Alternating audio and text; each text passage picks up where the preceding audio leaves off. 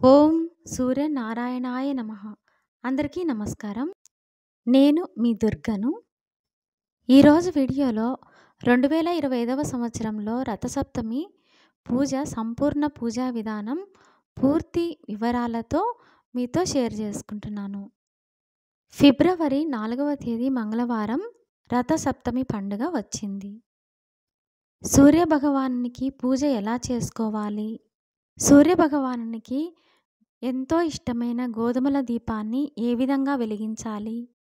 బెల్లం పరమాన్నం, చిక్కుడుకాయలతో రథము, సూర్యభగవానికి పూజ ఎలా చేసుకోవాలి అనేది సంపూర్ణంగా ఈ వీడియోలో షేర్ చేస్తున్నాను.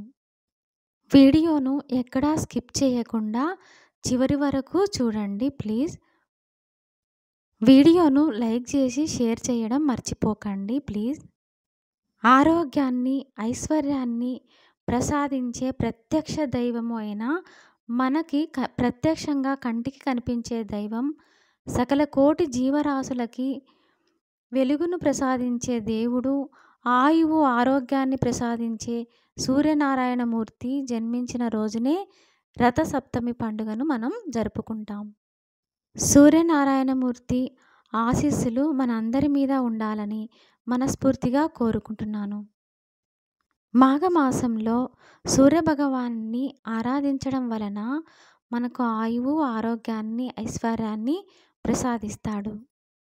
సూర్యోదయానికన్నా ముందే మనము సప్తమి స్నానం చేసుకోవాలి. రథసప్తమి స్నానం అంటే 7 జిల్లేడు ఆకులను, 7 రేగి పండ్లు ఈ రెండింటిని తల మీద, భుజాల మీద పెట్టుకొని స్నానం ఆచరించాలి. స్నానం పూర్తి అయ్యాక సూర్యదేవునికి అర్ఘ్యం ఇవ్వాలి. దోసిట్లో నీళ్లను తీసుకొని సూర్యునికి ఎదురుగా నిలబడి సూర్యభగవాన్ని చూస్తూ ఆ నీళ్లను కిందికి వదలాలి. ఓం సూర్యనారాయణాయ నమః అని అర్ఘ్యం సమర్పయామి అని నమస్కారం చేసుకోవాలి. మనము పూజ చేసుకునే ముందే కొన్ని ఏర్పాట్లు చేసుకుంటే పూజ సులభంగా చేసుకోవచ్చు.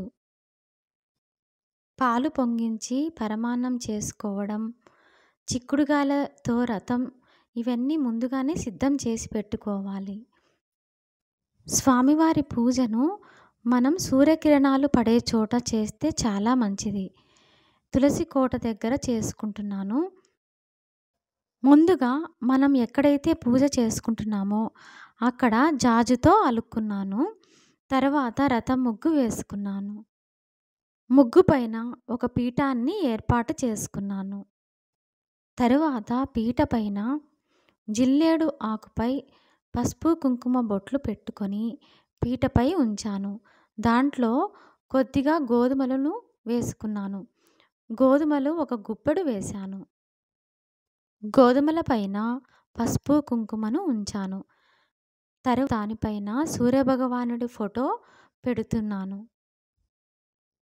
గరిక పైన ఇలా వినాయక స్వామిని ఉంచుకొని ఎర్ర గులాబీలతో అలంకరించుకుంటున్నాను. ముందుగా మనము స్వామిని పూజించుకోవాలి. ఏ పూజకైనా మొదటిగా పూజించవలసింది విఘ్నేశ్వర స్వామిని. ఆయనకు నమస్కరించుకొని పూజను మొదలు పెట్టుకున్నాను. సూర్యభగవానుడికి ఎర్రటి గులాబీ మాలతో అలంకరించుకున్నాను. సూర్యభగవానుడు ప్రత్యక్ష దైవం, మనకు కంటికి కనిపించే దేవుడు. చీకట్లను తరిమికొట్టే దేవుడు సూర్యభగవానుడు. సూర్యభగవానునికి ఎంతో ఇష్టమైన గోధుమల దీపారాధనను ఏర్పాటు చేసుకున్నాను. గోధుమల దీపారాధన కోసం ఒక ఇత్తడి ప్లేటు తీసుకున్నాను. దానిపైన తెల్ల జిల్లేడు ఆకులు 7 తీసుకున్నాను. తెల్ల జిల్లేడు ఆకులు ఒకవేళ దొరకకపోయినా తమలపాకులైనా 7 తీసుకోవచ్చు. జిల్లేడు ఆకులను ఇలా వీడియోలో చూపించిన విధంగా పళ్ళెం చుట్టూరు ఇలా పెట్టుకున్నాను. 7 జిల్లేడు ఆకులకు పసుపు కుంకుమతో అలంకరించుకున్నాను. జిల్లేడు ఆకుల పైన పసుపు కుంకుమ ఎరుపు అక్షింతలు ఉంచి దానిపైన గోధుమలను 3 దోసిళ్ళు వేసుకొని దానిపైన పసుపు కుంకుమ ఉంచి దానిపైన ఒక మట్టి ప్రమిదను పెట్టుకున్నాను. ఒక ప్రమిద పైన ఇంకో ప్రమిద పసుపు, కుంకుమ, చందనం బొట్లతో అలంకరించుకున్నాను. అందులో ఆవు నెయ్యి వేసుకున్నాను. ఆవు నెయ్యి లేదా మనం పూజలో వాడే ఆయిల్ వేసుకోవచ్చు. ఎరుపు వత్తులు వేసి దీపారాధన చేస్తున్నాను. 7 వత్తులు తీసుకున్నాను. అన్నీ కలిపి ఒక ఒత్తిగా చేసి వెలిగించాను. దీపారాధన చుట్టూ ఎర్రని గులాబీలు ఉంచాను. దీపం దగ్గర పువ్వులు, ఎర్రని అక్షింతలు, పసుపు కుంకుమ వేసుకొని నమస్కరించుకున్నాను. పూజకు సంబంధించిన అన్ని సామాగ్రి ముందుగానే ఇలా సిద్ధం చేసి పెట్టుకున్నాను. పూజకు ముందుగానే మనము ద్వారబంధం దగ్గర పూజ చేసుకున్న తర్వాత, పూజా మందిరంలో దీపాలు వెలిగించిన తర్వాత, నిత్య పూజ అయ్యాక ఇలా స్వామివారికి పూజ చేసుకుంటున్నాను. తులసమ్మ దగ్గర కూడా పూజ చేసుకున్నాను. ఏ పూజనైనా ముందుగా మొదలు పెట్టాలి అంటే వినాయక స్వామి పూజ చేసిన తర్వాత పూజను మొదలు పెట్టుకోవాలి. వినాయక స్వామి దగ్గర ఏ విఘ్నాలు రాకుండా చూడు తండ్రి అని నమస్కరించుకొని ఇలా దీపం వెలిగించుకుంటున్నాను. ముందుగా ఇలా వినాయక స్వామి దీపం దగ్గర చుట్టూ ఎర్ర గులాబీలు సమర్పించి దీపాలు వెలిగించుకుంటున్నాను. స్వామివారి దీపారాధన చేసుకున్న తర్వాత పువ్వులు, అక్షింతలు, పసుపు, కుంకుమ వేసుకొని నమస్కరించుకున్నాను. ఈ పూజను మనం సూర్యుడు ఉదయించిన తర్వాత పూజ చేసుకోవాలి. వినాయక స్వామి దగ్గర దీపాలు వెలిగించుకున్న తర్వాత, స్వామికి నమస్కరించుకున్న తర్వాత వినాయక స్వామి అష్టోత్తరాలు కానీ చదువుకోవాలి. గణపతికి షోడశోప పూజ చేసుకున్నాను. గణపతికి పంచోపచార పూజ కూడా చేయవచ్చు.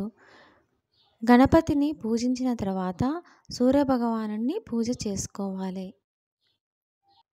గణపతి దగ్గర దీపాలు వెలిగించాక పసుపు, కుంకుమలు, అక్షింతలు వేసుకొని పూజ చేసుకున్నాను. స్వామివారి వద్ద మంత్రాలు రాకున్నా ఓం గం గణపతయే నమః అనుకుంటూ పూజ చేసుకోవచ్చు. స్వామివారికి ధూప దీప నైవేద్యాలను సమర్పించాను. హారతి ఇచ్చాను. స్వామివారి పూజను విన్నా, చదివినా, చూసినా 1000 రెట్ల ఫలితం వస్తుంది. సూర్యభగవానుడికి రథసప్తమి రోజు పూజ చేసుకొని లేని వారికి, కుదరని వాళ్ళకి మాఘమాసంలో వచ్చే ఆదివారాలలో ఏ ఆదివారమైనా సూర్యభగవాన్ని పూజించుకోవచ్చు. సూర్యనారాయణమూర్తి ఫోటోకు ప్రత్తితో చేసిన వస్త్రాన్ని సమర్పించాను. స్వామివారి పూజలో 7 సంఖ్య ఉండేలా చూసుకుంటాము పూజలో. ఎందుకంటే సూర్యభగవానుడు 7 గుర్రాల మీద భూమిపైకి వస్తాడు. సూర్య భగవానుడు రథం 7 గుర్రాలతో ప్రయాణిస్తుంది. అందుకని 7 వాడతాం. వినాయక స్వామి పూజ తర్వాత పళ్ళు కానీ ఏదైనా నైవేద్యం సమర్పించాను. హారతినిచ్చి దండం పెట్టుకోవాలి. సూర్యభగవానుడి పూజ ప్రారంభించుకున్నాను. తులసి కోట వద్ద దీపం వెలిగించుకున్న తర్వాత అమ్మవారికి పసుపు కుంకుమతో వేసుకొని నమస్కరించుకున్న తర్వాత సూర్యభగవానుడికి పూజ చేసుకుంటున్నాను. గోధుమల దీపారాధన చేసుకున్నాను. దీపం దగ్గర పసుపు, కుంకుమ, అక్షింతలు వేసి దీపానికి దండం పెట్టుకున్నాను. స్వామివారికి అత్యంత శక్తివంతమైన 12 నామాలతో పూజ చేసుకుంటున్నాను. ఓం మిత్రాయ నమః, ఓం రవయే నమః, ఓం సూర్యాయ నమః, ఓం భానువే నమః, ఓం ఖగాయ నమః, ఓం పూష్టే నమః, ఓం హిరణ్య గర్భాయ నమః, ఓం మరీచయే నమః, ఓం ఆదిత్యాయ నమః, ఓం సవిత్రే నమః, ఓం అర్కాయ నమః, ఓం భాస్కరాయ నమః అంటూ పూజించుకున్నాను. స్వామివారికి అష్టోత్తరాలు కానీ, ఆదిత్య హృదయం కానీ పఠించవచ్చు. లేకపోతే ద్వాదశ నామాలు 12 నామాలుతో పూజ చేసుకోవచ్చు. సూర్యభగవానునికి మనము మన కుటుంబ సభ్యులు ఎలాంటి రోగాల బారిన పడకుండా ఎంతో సంతోషంగా సంపూర్ణ ఆరోగ్యంగా ఉండాలని కోరుకున్నాను. నైవేద్యం సమర్పించాను. ఇత్తడి పళ్ళెంలో తమలపాకులను పెట్టి దానిపైన బెల్లంతో వండిన పరమాన్నం నివేదన చేశాను. స్వామివారికి అగరబత్తులతో ధూపం చూపించి ప్రసాదం పెట్టాను. స్వామివారికి నైవేద్యాన్ని చిక్కుడు ఆకులలో 7 చిక్కుడు ఆకుల్లో కానీ 7 తమలపాకులతో కానీ నైవేద్యాన్ని సమర్పించుకోవచ్చు.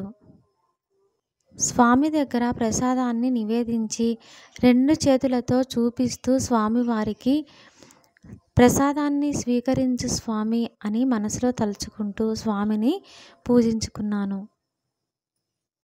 స్వామివారి దగ్గర మన మనసులో కోరికను చెప్పుకొని ఎల్లప్పుడూ సంపూర్ణ ఆరోగ్యంతో సుఖ సంతోషాలతో ఉండేటట్లు దీవించు స్వామి అని స్వామివారిని వేడుకోవాలి.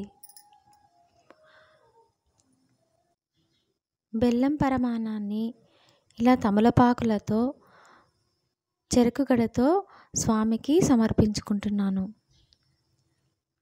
చిక్కని పాలు, బెల్లం, బియ్యంతో చేసిన పరమాన్నాన్ని ఇలా స్వామికి నివేదించుకుంటున్నాను.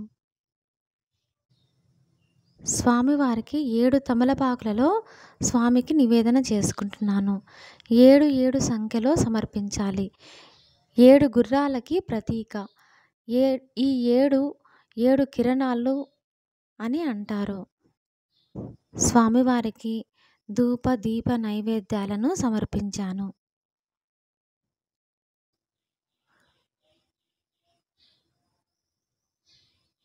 ఇలా స్వామివారికి ప్రసాదాన్ని 2 చేతులతో చూపించిన తర్వాత గ్లాసులోంచి తమలపాకుతో నీళ్లు తీసుకొని ప్రసాదం చుట్టూ చల్లుకున్నాను.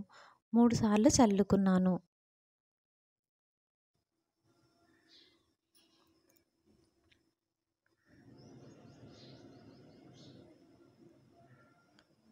తాంబూలంలో ఆకు, ఒక్క, చిల్లర నాణాలు, అరటిపళ్ళు ఉంచి తాంబూలాన్ని ఇచ్చాను.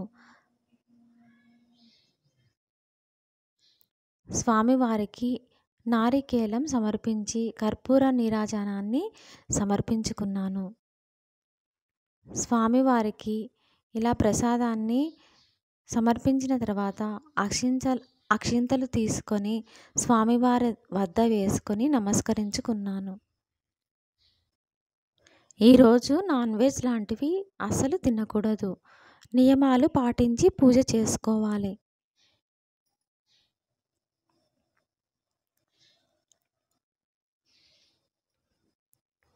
మనమందరము ఎల్లవేళలా సంపూర్ణ ఆరోగ్యంతో సుఖ సంతోషాలతో ఉండాలని మనస్ఫూర్తిగా కోరుకున్నాను స్వామి దగ్గర.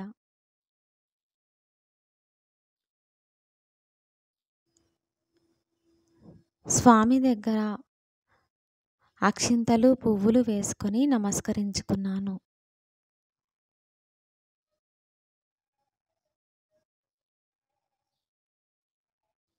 ఈ వీడియో మీ అందరికీ ఉపయోగపడాలని మనస్ఫూర్తిగా కోరుకుంటున్నాను. వీడియో మీ అందరికీ నచ్చినట్లయితే లైక్ చేసి షేర్ చేయండి. మరిన్ని మంచి వీడియోల కోసం దుర్గా హోమ్ టాక్స్ ఛానల్ని సబ్స్క్రైబ్ చేసుకోండి ప్లీజ్.